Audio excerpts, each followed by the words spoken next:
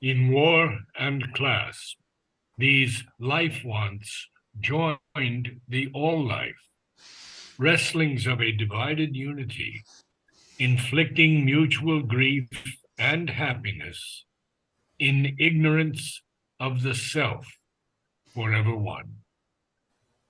Of course, here the word self is capitalized, and it is obviously the divine self, the one, our self-existent being.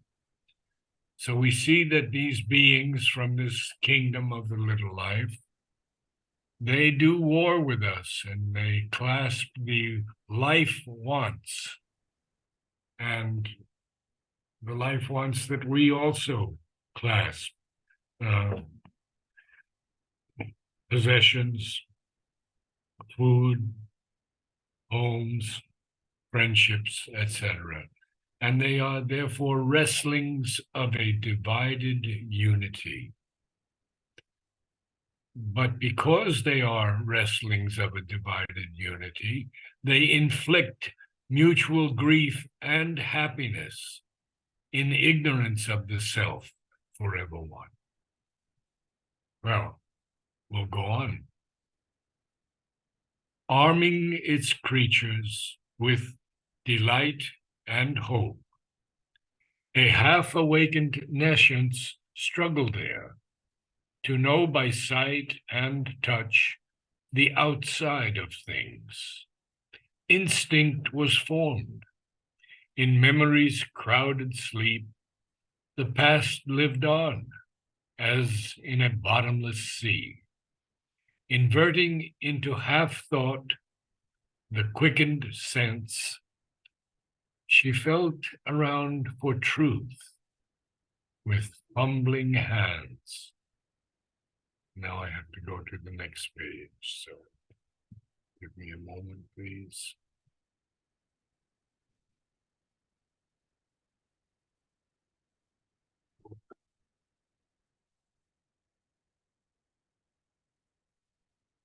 Sorry, I have a little problem with this system.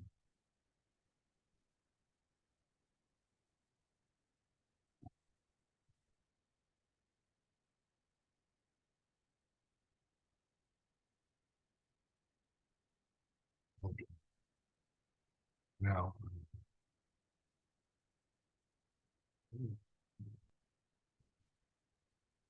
145,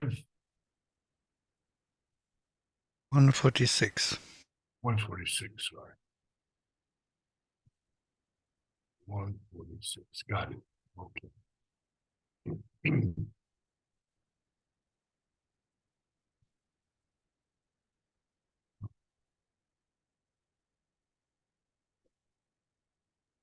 So I have to use my glasses, so. Arming its creatures with delight and hope, a half-awakened nescience struggled. Yeah, yeah, my Zoom quit. Yeah, something with Zoom is going on. They're kind of either updating or whatever.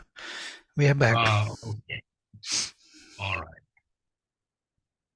So, we'll take it again.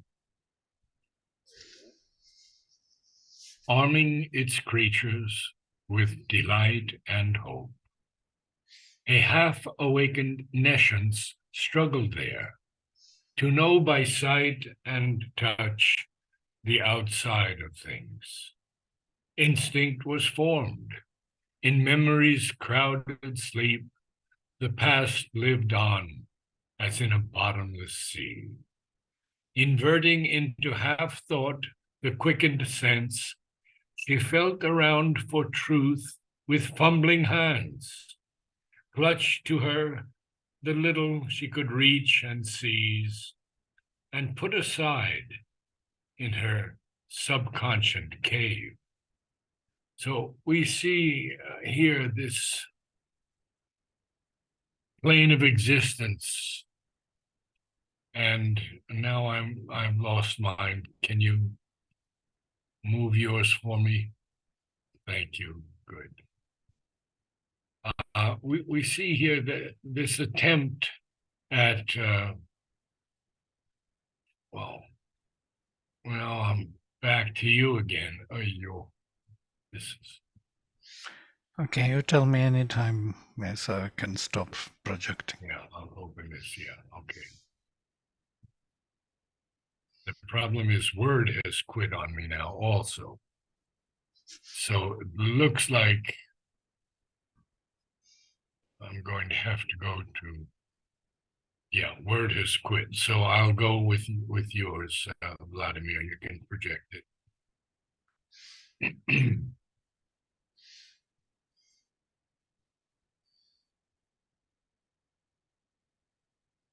So this half-awakened nescience, this not knowing, struggled there in this plane of existence to know by sight and touch simply the outside of things, which has been empirical science's way for centuries. Only the five senses. But now he says that instinct was formed. In memory's crowded sleep, the past lived on, as in a bottomless sea. Then he says, inverting into half-thought the quickened sense, she felt around for truth with fumbling hands, clutched to her the little she could reach and seize, and put aside in her subconscious cave. Well, now he's going to lead us into the reason why she is doing this. So must the dim being grow in light and force, and rise to his higher destiny at last. Look up to God and round at the universe, and learn by failure, and progress by fall, and battle with environment and doom. By suffering, discover his deep soul, and by possession, grow to his own vast. Well, a lot to think about here, because isn't that what we are doing for the most part in life? Looking up to God, attempting to rise to a higher destiny, growing slowly this dim being of ours in light and force, learning by failure, progressing by fall, battling with the environment and doom, and even by suffering, discover our deep soul, and by possession, grow to his own vast. Well, I would say that this is clearly the mass of humanity, and it equates with this kingdom of the little life. So now this nescience that's wanting to grow stops halfway. Halfway, she stopped and found her path no more. Still, nothing was achieved but to begin. Yet finished seemed the circle of her force. So she's not able to get out of this. Well, it's a circle of her own force. And now we have 4 lines beginning with the word only. So it's extremely important that we understand these 4 lines. Only she had beaten out sparks of ignorance. Only the life could think, and not the mind. Only the sense could feel, and not the soul. Only was lit some heat of the flame of life, some joy to be, some rapturous leaps of sense. doesn't it all seem like this lower gradation of our consciousness from body, life, and mind? It it it sounds to me very, very much just about this first quatrain of our existence. So she is nescience, yes? Yes, yes. And nothing's achieved, but everything sort of begins. And yet the circle of her force seems to be finished, but it's really not. But all that she was able to do was to beat out sparks of ignorance. Only the life could think and not the mind. So there's no mind here as we know mind. Only the sense could feel, but the soul couldn't feel. So it is just empirical, sensual, um, the lowest form of experience. Mm. But still, yes, did you want to say something, Vladimir? Yeah, but it actually explains something, the most puzzling part of I can't hear you. Oh, you can't hear me? Very low, and my volume is all the way up. Okay, 1 second then. I don't know how to do it. Wait a minute, maybe it's low here. No, it's full-fledged. Maybe you have to increase your volume. It looks like... I'm at 100%. Is anybody hearing me well? Yeah, Very loud, most probably, because my thing shows me that it is a huge level. I think somewhere with you, Monarad. Maybe so, huh? Okay. Oh, so sorry to not okay. to be heard by you, because this is the point. This is the point where Sri Aurobindo explains the most difficult thing to understand in the secret of the Veda, that all the inspirations, all the light what we receive from grace is actually captured by the subconscious, in the subconscious cave he is using here, and put it in her. Is it the robbers of the deep? Yes. And why they are there, it is so difficult to understand. He speaks about panis, about the karmendrias, about senses of action, that they are hijacking the light and store them in the subconscious cave.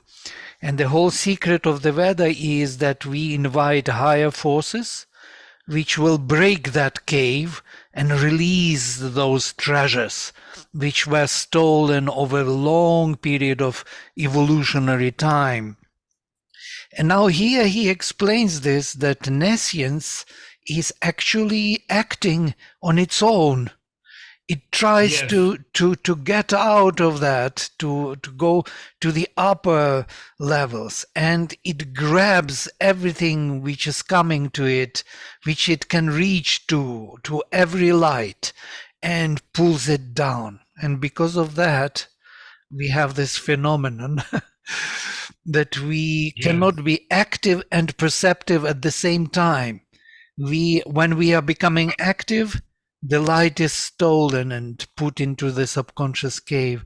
When we become perceptive, we become inactive. We close our eyes, we stop thinking, because only then we can reach to the deeper light. It's actually a very wonderful answer. I really never thought of that nescience acts on its own. And and tries to grow in consciousness. Exactly. Amazing. Thank you for this. All was an impetus of half-conscious force. A spirit sprawling, drowned in dense life foam. A vague self-grasping at the shape of things. Behind all moved, seeking for vessels to hold, a first raw vintage of the grapes of God. On earth's mud, a spilth of the supernal bliss, intoxicating the stupefied soul and mind, a heady wine of rapture, dark and crude, dim, uncast yet into spiritual form, obscure inhabitant of the world's blind core, an unborn Godhead's will, a mute desire. So I think this goes along with all of the things that you just mentioned, Vladimir. Mm.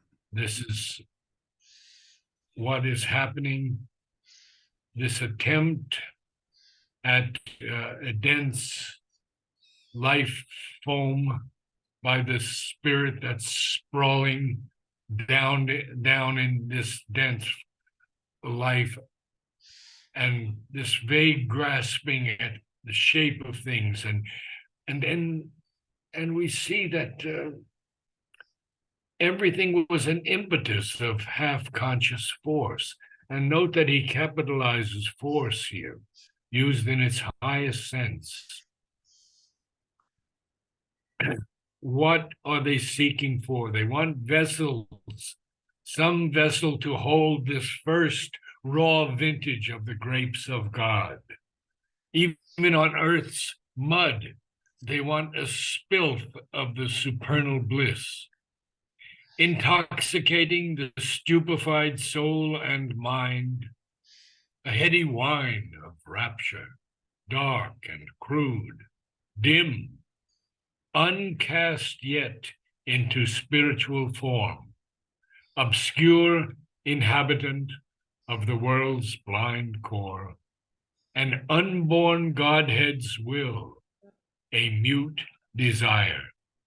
So there is this desire for progress, for growth, for evolution, but it's an unborn Godhead's will.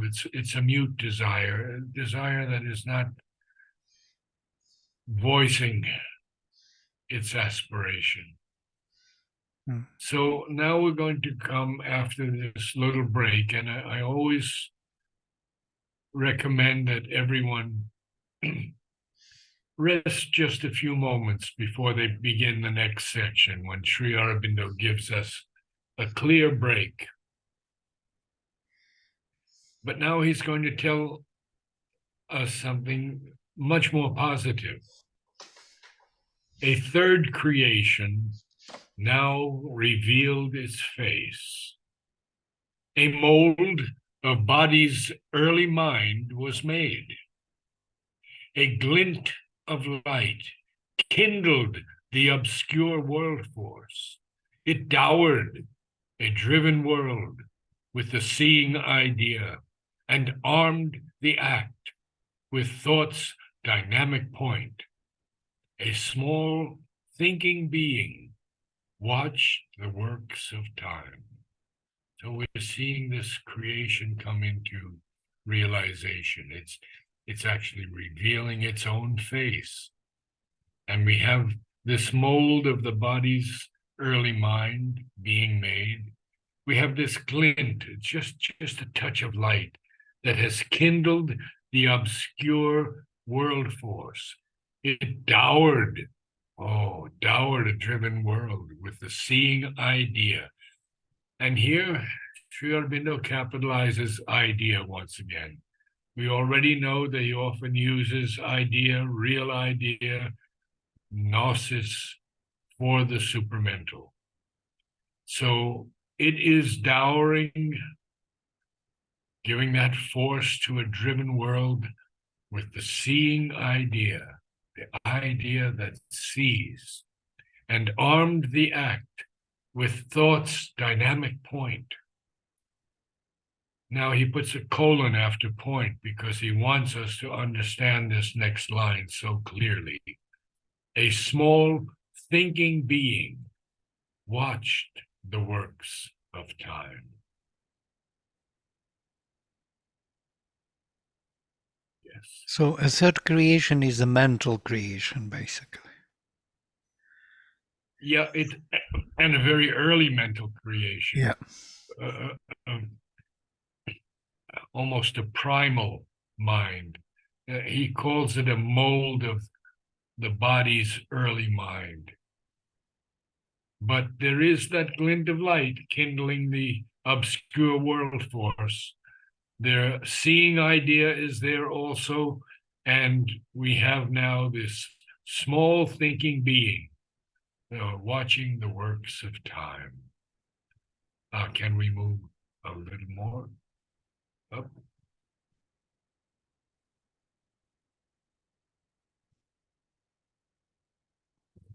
Good. So, Sri Aurobindo tells us so much about the involution of the divine presence. But in his symbol, we also see the evolutionary aspect of man. So now we're going to see a difficult evolution from below, called a masked intervention from above. And this is his symbol very clearly. What is the beginning of the mother? Someone can remember it. If not, there are two powers that alone can affect the great and difficult thing, which is the aim of our endeavor.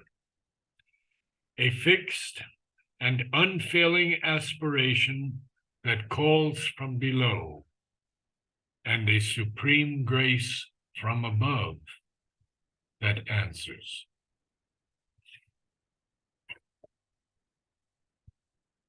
A difficult evolution from below, called a masked intervention from above.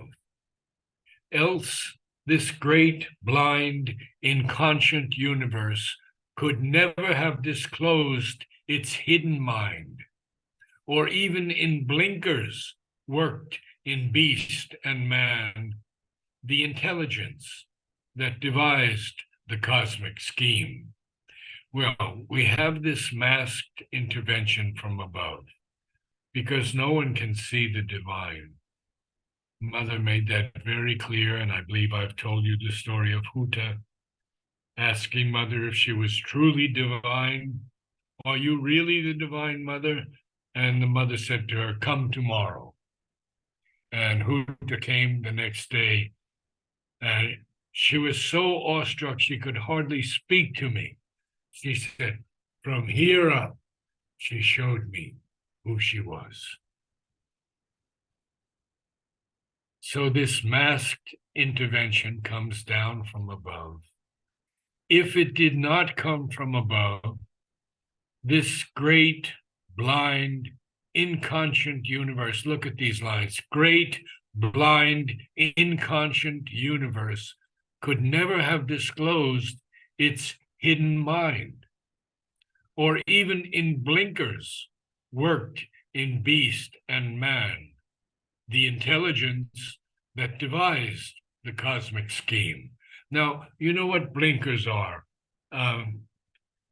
They put them on the horses when the horses are going to race. So the horse can only look straight ahead. And they say they're in blinkers.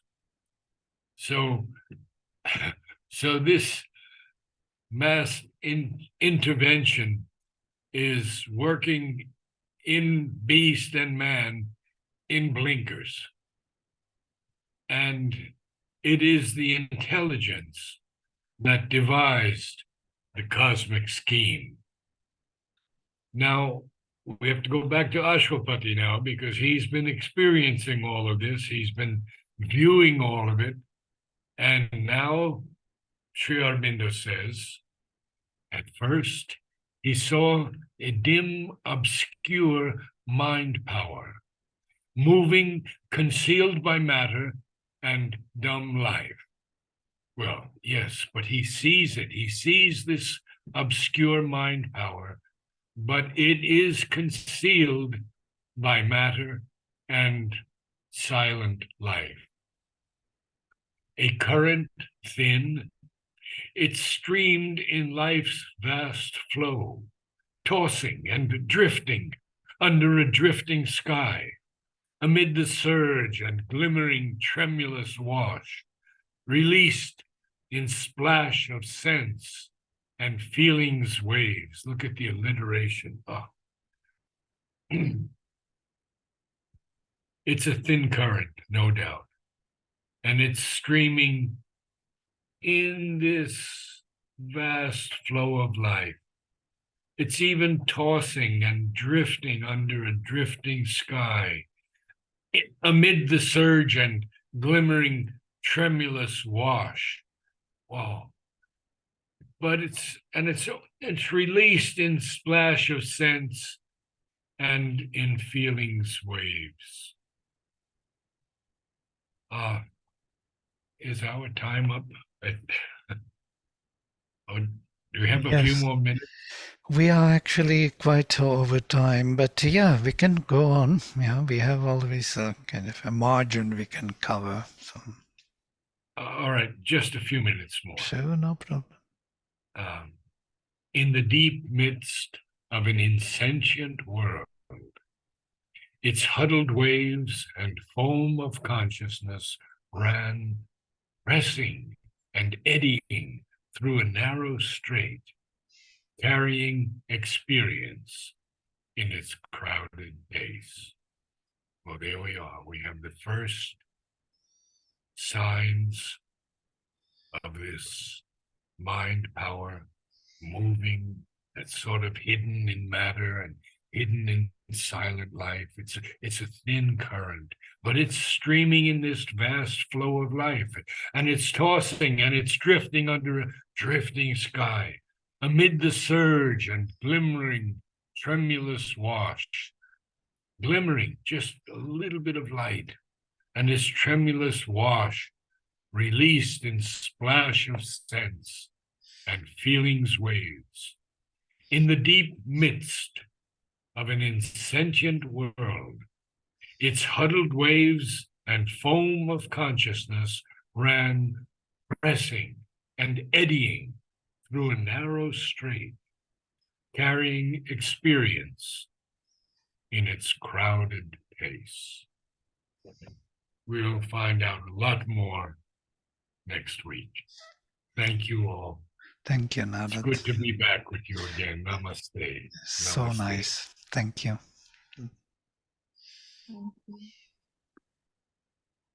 Thank you.